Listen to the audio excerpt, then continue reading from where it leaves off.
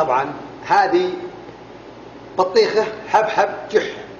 زين، تدرون هذه هي علاج الكلى، علاج حصوات الكلى، تفتيت الحصى بالكلى، علاج يذكره لنا أبو باسل الله يوفقنا وإياه ويحفظه، واحد من الإخوان بالواتساب، يقول كان عنده حصى وقرروا عملية تفتيت، وقرروا مستشفى الحبيب تفتيت حصى بالليزر 16,000 ريال، وكلم له واحد سوري زين وقال له عليك بالحبحب بالبطيخ القصيمي بعد، بس بشرط تصير جوعان مرة فاضي المعدة ما بشين أبد، وتاكل تاكل تاكل تاكل لين طب كذا، وبعد كذا زي الحلاوة تروح أكرمكم الله جميعا لدورة المياه واديله اديله اديله اديله حصى.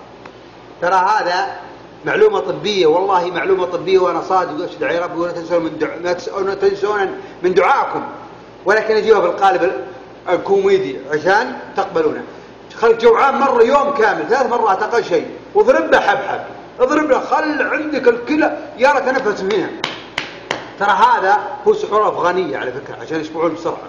زين، ولا تنسونا من دعائكم، بارك الله فيكم، وإلى معلومة طبية قادمة، تقبلوا تحياتي، شكرا لكم، مع السلامة.